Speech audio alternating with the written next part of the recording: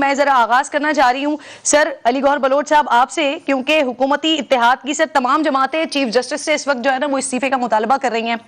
عوام میں ایک بیانیہ بنا کر سر اس وقت جو صورتحال ہے وہ ایسا لگ رہا ہے کہ سپریم کورٹ کو متنازع کیا جا رہا ہے، جانبداری اور مس کنڈکٹ کے الزامات لگائے جا رہے ہیں آپ لوگوں کی طرف سے.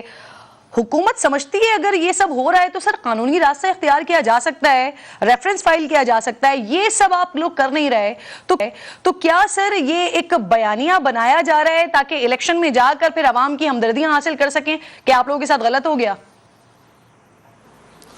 بسم اللہ الرحمن الرحیم.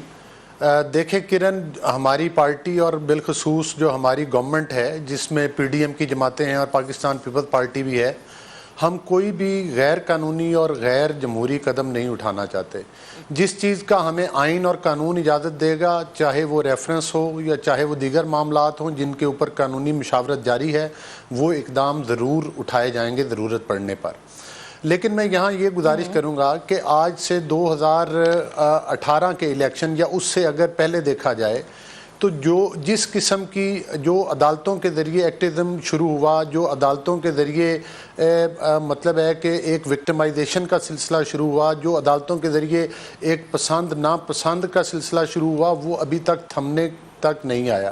چونکہ پروگرام کا وقت محدود ہوتا ہے، میں ایک چھوٹی سی مثال دوں گا. آپ یہاں ہی دیکھ لیجئے، جب حمزہ شہباز شریف صاحب کے بارے میں فیصلہ ہوا تھا اور انہوں نے اوتھ اٹھانا تھا تو ان کا اوتھ کتنے دن تک لٹکا رہا، اور جب ایک متنازع فیصلے کے ذریعے پرویز الہی کو وزیر اعلیٰ بنایا گیا تو راتوں رات ان کو طیارے میں سوار کر کے پریزیڈنسی بھی پہنچا دیا گیا کہ وہ وزارت اعلیٰ کا حلف اٹھا سکیں، وہ بھی ایک عدالتی فیصلے کے ذریعے.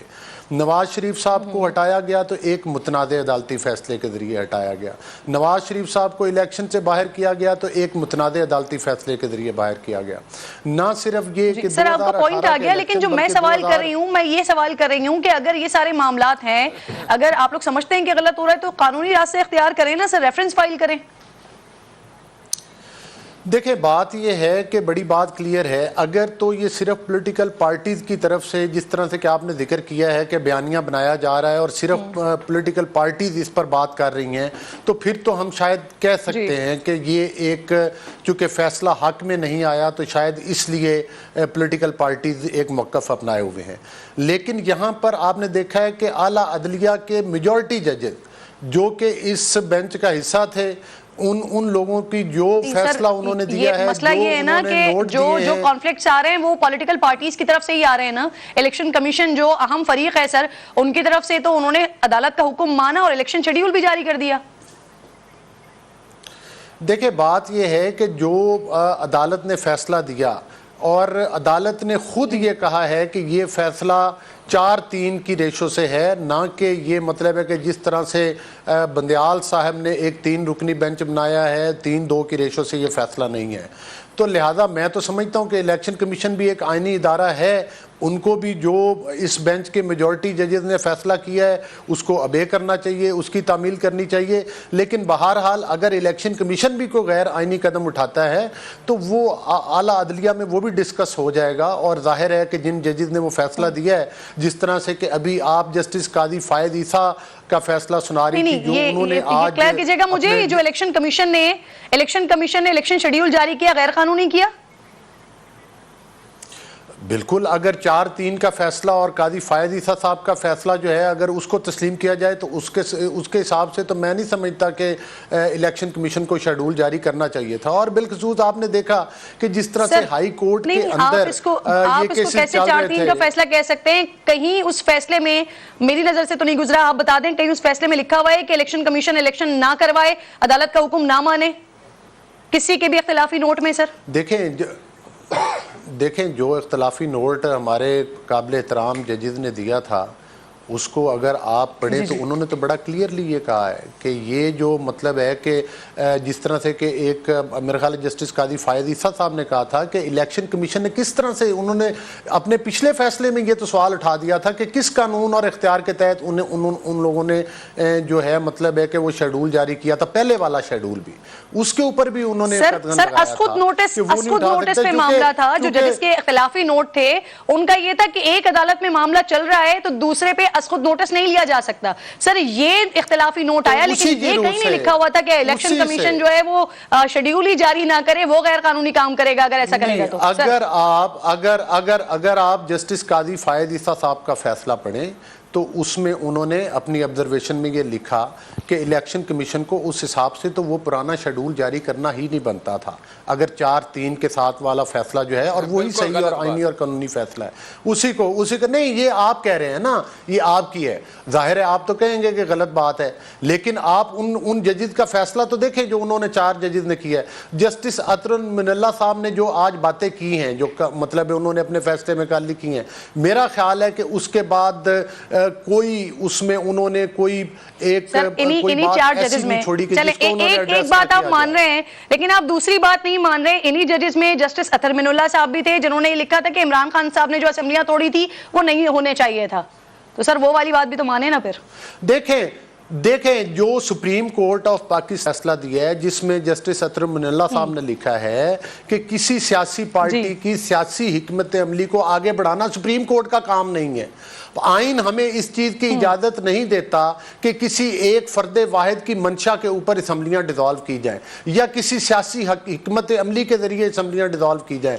ہاں آئین ادھر اجازت دیتا ہے جہاں پر کوئی آئینی تنازع کھڑا ہو جائے اور اس میں کسی ایک پارٹی کی میجورٹی نہ رہے تو اس میں اگر ہمیں نئے الیکشن میں جانا پڑے تو وہ ایک ہو سکتا ہے. لیکن ایک وزیر اعظم کے خلاف عدم اعتماد کی تحریک لائی گئی, ان کو عدم اعتماد کے ذریعے ہٹایا گیا, ان کو ایک عدم اعتماد کے ذریعے ہٹایا گیا اگرچہ وہ ایک سلیکٹڈ گورنمنٹ تھی. کافی دیر سے ہم دونوں ڈسکشن کر رہے ہیں, باقی 2 مہمان بھی بیٹھے ہوئے ہیں, ان کو بھی موقع دیں کیونکہ آپ نے آغاز میں خود کہا تھا کہ پروگرام میں ٹائم ذرا لمیٹڈ ہوتا ہے. تو مجھے یہاں پر علی خیل صاحب بھی جوائن کر چکے ہیں, خوش آمدید کہتی ہوں. السلام علیکم. ذرا صاحب کا پوائنٹ لیتی ہوں پھر آتی ہوں سر آپ کی طرف. اظہر صاحب السلام علیکم. سر قاضی فائز عیسیٰ صاحب کے جو نوٹ ہیں اس میں 2 بڑے اہم پہلو ہیں.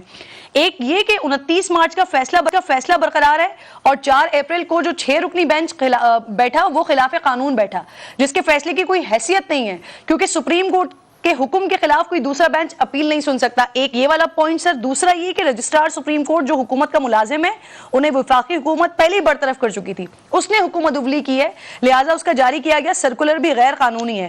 یہ دونوں پوائنٹ سر یہ کتنے ویلڈ ہیں؟ کیا اس کے بعد جسٹس فائز عیسیٰ صاحب کا جو جوڈیشل آرڈر ہے وہ بحال ہو سکتا ہے اظہر صاحب؟ بہت شکریہ. ہزاروں خواہشیں ایسی کہ ہر خواہش پہ دم نکلے, بہت نکلے, ارماں پر کم نکلے. یہ پاکستانی جورسپروڈنس میں, پوری دنیا کی جورسپروڈنس میں نے کوئی انوکھا دیکھا ہے. جسٹس قاضی فائز صاحب نے وہ خط لکھا ہے, آپ کو کس نے کہہ دیا کہ آرڈر ہے؟ میں چیلنج کرتا ہوں اس بات کو, وہ کوئی آرڈر نہیں ہے, وہ ایک خط ہے, ایک اوپینین لکھ دی ہے. نہ کوئی معاملہ ان کے سامنے پینڈنگ ہے, نہ ان کے سامنے کوئی فکس ہے. وہ اپنے تئیں بیٹھ کے اس طرح کے تو 1000 باتیں لکھیں گے, باہر بیٹھے ہوں طوطا مینا کی کہانی, اس طرح جو مرضی آپ لکھ دیں اس بات کو. بات ہے ایڈمنسٹریشن آف جسٹس کے حوالے سے. ایک بات بڑی واضح ہے, مارکانڈے کاجو جو ہے انڈین سپریم کورٹ کا جج ہے, اس نے ان سب کو نتھار کے رکھ دیا ہے. بڑی سمپل سی بات ہے, ہم یعنی 6 ججز بیٹھے ہیں, روسٹر بنا ہے, بینچ بیٹھا ہے, بینچ نے فیصلہ کیا ہے, 6 ممبر بینچ نے, اور یہ جو اوپینین دیا ہے نا جسٹس قاضی فائز صاحب نے, یہ it's a contempt of court, یہ توہین عدالت ہے. یہ توہین عدالت ہے. وہ کیسے توہین عدالت ہے؟